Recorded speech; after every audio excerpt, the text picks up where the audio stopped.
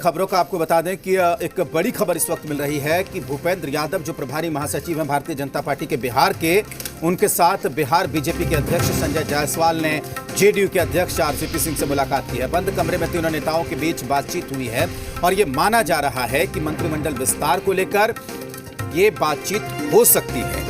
Bihar BJP के अध्यक्ष संजय जायसवाल और बीजेपी के प्रभारी महासचिव भूपेंद्र यादव दोनों नेता जेडीयू दफ्तर पहुंचे। नए बने अध्यक्ष आरसीपी सिंह से दोनों नेताओं ने मुलाकात की है। बंद कमरे में तीनों के बीच बातचीत हुई है और बीजेपी नेता देवेश कुमार भी इस दौरान पहुंचे थे। हालांकि मीटिंग में वो मौजूद नहीं थे। तीन नेताओं के बीच बंद कमरे में बातचीत हुई है और ये कयास लगाए जा रहे हैं, इस तरीके के आसार हैं कि वहां पर मंत्रिमंडल विस्तार को लेकर, क्योंकि इतने दिन बीत गए, करीब 2 महीने से ज्यादा का वक्त हो गया है, लेकिन अभी तक बिहार में जो है वो मंत्रिमंडल विस्तार नहीं हो पाया है। बीच में एक फॉर्मूला आया था कि दोनों पार्टियों के बराबर मंत्री रहेंगे और सवाल यहां उठता है कि क्या इन्हीं सब मुद्दों को लेकर बातचीत हुई है दोनों नेताओं के बीच में, तीनों नेताओं के बीच में। तो संजय जायसवाल, भूपेंद्र यादव और आरसीपी सिंह के बीच बंद कमरे में मुलाकात हुई है और इस मुलाकात को बेहद अहम माना जा रहा है बिहार के सियासी समीकरणों के लिहाज से। क्या जो मतभेद चल रहे थे, जिन वजहों से अभी तक मंत्रिमंडल का विस्तार जिन वजहों से अभी तक मंत्रिमंडल का विस्तार नहीं हो पाया था, क्या वो सारी वजहें दूर कर ली गई हैं? क्या अब फिलहाल कोई दिक्कत नहीं है और इसी को लेकर बातचीत हो रही है?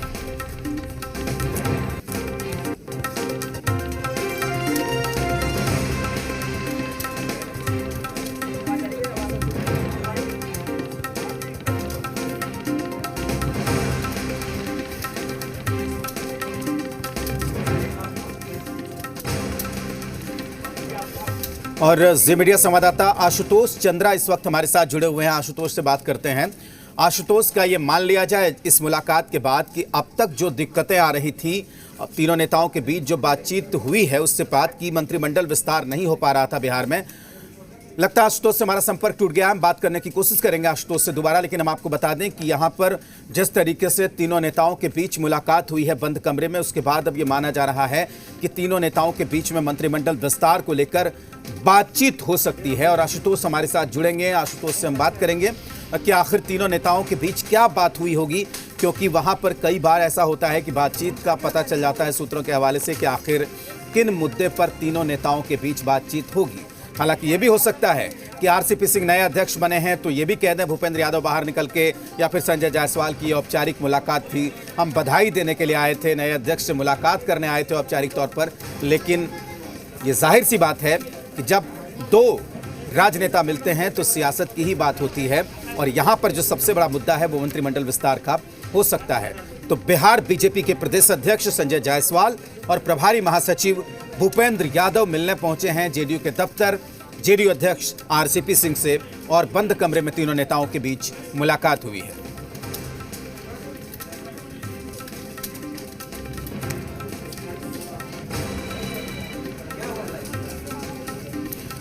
और एक बार फिर से हमारे साथ आशुतोष चंद्रा जुड़ गए हैं। आशुतोष, कुछ पता चला आखिर बंद कमरे में बात क्या हुई?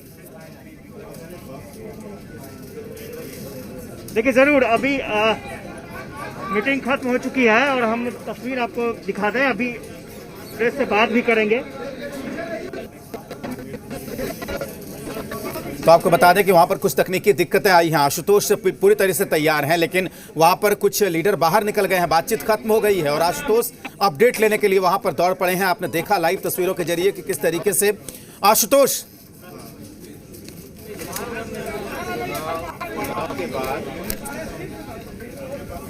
आशुतोष क्या अब तक आवाज पहुंच रही है? और हम सब लोगों के लिए एक विशेष अवसर भी था। आरपी सिंह जी को जनता आशुतोष क्या आप सुन पा रहे हैं? भूपेंद्र यादव यहाँ पर कुछ बोल रहे हैं मीटिंग के बारे में। मैं उनको शुभकामनाएं और बधाई देने आया था। उनका एक लंबा प्रशासनिक अनुभव और विशेष रूप से संगठन का अनुभव है और आरसीपी सिंह जी जिस प्रकार के दर्शन और विचारों को लेकर के कार्य करते हैं, उनको शुभकामनाएं करने के लिए, उनको बधाई देने के लिए, और हमारा और जनता दल यूनाइटेड का और उसके साथ पार्टी का जो गठबंधन है, ये सरकार मुख्यमंत्री जी के नेतृत्व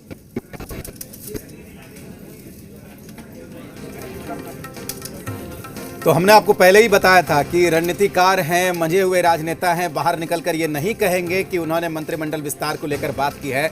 उन्होंने वही कहा जो हमने आपको पहले बताया था। हमने आपको कहा था कि जब बाहर निकलेंगे तो वो ये कहेंगे कि औपचारिक मुलाकात थी, नए अध्यक्ष निर्वाचित हुए हैं, शुभकामना देने के लिए हम यहाँ पर आए हैं। लेकिन यकीन मानिए कि ये बातचीत मंत्रिमंडल विस्तार को लेकर ही हुई होगी।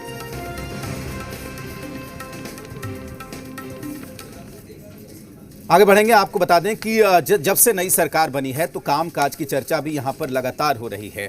बिहार में एनडीए को एक बार फिर से सत्ता मिली, जेडीयू और बीजेपी की सरकार बिहार में बनी है और नई सरकार के गठन के बाद से ही एनडीए के दो अहम सहयोगी बीजेपी और जेडीयू के कामकाज की लगातार चर्चा हो रही है। एक तरफ सीएम नीतीश कुमार लगातार बैठकें कर रहे हैं तो दूसरी तरफ बीजेपी कोटे के मंत्री दिल्ली दौरा करने में लगे हुए हैं।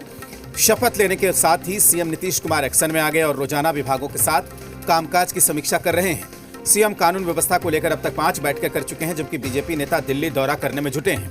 दोनों डिप्टी सीएम तारकिशोर प्रसाद और रेणु देवी दिल्ली का दौरा कर चुके हैं और अब विधानसभा स्पीकर विजय कुमार सिन्हा दिल्ली दौरे पर है। ऐसे में विरोधी सवाल उठा रहे हैं तो सहयोगी बचाव कर रहे हैं। नीतीश कुमार की पार्टी बिहारी तक सीमित है, ऐसे दावा वो तो पूरे देश का करते हैं, लेकिन उनकी पार्टी बिहारी तक सीमित है। अपने वो स्वयं नेता हैं और इसलिए उनको ये है। दूसरी तरफ भारतीय जनता पार्टी का हाईकमान दिल्ली में रहता है, इसलिए भारतीय जनता पार्टी की नेताओं की दौड़ दिल्ली तक रहती है। एनडीए का संयुक्त काम जो अब धरातल पर जाइएगा तो वो चाहे नीतीश कुमार का लॉ एंड ऑर्डर का व्यवस्था हो, चाहे ये वित्तीय व्यवस्था हो, सब में फेल होते नजर आ रहे हैं। पिछले 15 वर्षों से वो राज्य के सत्ता का संचालन कर रहे हैं और हमेशा हर विभाग की वो समीक्षा बैठक करते रहे हैं। इस बार आप देखिए कि पिछले 1 महीना के दरमियान कई विभागों को उन्होंने बैठक बुलाया, उसकी समीक्षा की और प्रगति की जानकारी ली। जो भारत सरकार की योजना है उसको राज्य में कैसे लाया जाए, या जो राज्य की योजना है उसको भारत सरकार में कैसे भारत सरकार के मंत्रियों से बातचीत करके धरातल पर उतारा जाए, इसके लिए कोई भी विभाग के मंत्री और सचिव दिल्ली यात्रा पर जाते रहते हैं। पक्ष पर कोई कमेंट करना नहीं चाहते, लेकिन आप देख सकते हैं कि जिस दिन से आदरणीय मुख्यमंत्री जी पुनः जनादेश जब से मिला है तब से रात दिन मेहनत करके किस तरह से लॉ एंड ऑर्डर कंट्रोल हो, उस पर समीक्षा बैठक होती रहती है। हर विभागवार समीक्षा बैठक होती रहती है। तो चूँकि अब इंसान की कुछ नैतिकता की कमी हो गई है, लोग आपस में इतने गुस्सैल हो गए हैं, थोड़ी थोड़ी बातों में भी गुस्सा में लोग आ जाते हैं। लेकिन घटना होती है, लेकिन पुलिस तुरंत उस पर सीरियस होता है और छापामारी करके उसको अरेस्ट भी होती है। तो मैं समझता हूँ कि आदरणीय नेता नीतीश कुमार जी के दिल साफ है, जो किस तरह से बिहार का लॉ एंड ऑर्डर एकदम कंट्रोल्ड है हमेशा, किस तरह से विकास का गति जो अंतिम पायदान पर लोग हैं उनके तक पहुँचे। नीतीश कुमार जी पूरी तौर पर अपनी आभा खो चुके हैं। भारतीय जनता पार्टी का अनुकंपा पर मुख्यमंत्री हैं, तो अनुकंपा वाला मुख्यमंत्री का कितना आभा रहेगा? कौन सुनने के लिए बैठा हुआ है भाई? कौन अपराधी सुनने के लिए बैठा हुआ है? और कौन इनका जो है कर्मचारी सुनने के लिए बैठा हुआ है? सारा तंत्र एकदम जान रहा है कि क्या होना है आने वाले कल में। तो नीतीश कुमार तो असहाय हो चुके हैं। आज तक देखें कि कोई अनुकंपा पर कुछ बना हो तो उसको कोई तवज्जो देता है, कोई मेरिट होता है अनुकंपा का? क्या देखिए, विपक्ष के नेता तो खुद ही नहीं दिख रहे हैं। एक बार जनता का वोट ले लिया, मैंडेट ले लिया और जनता के बीच से गायब हो गए।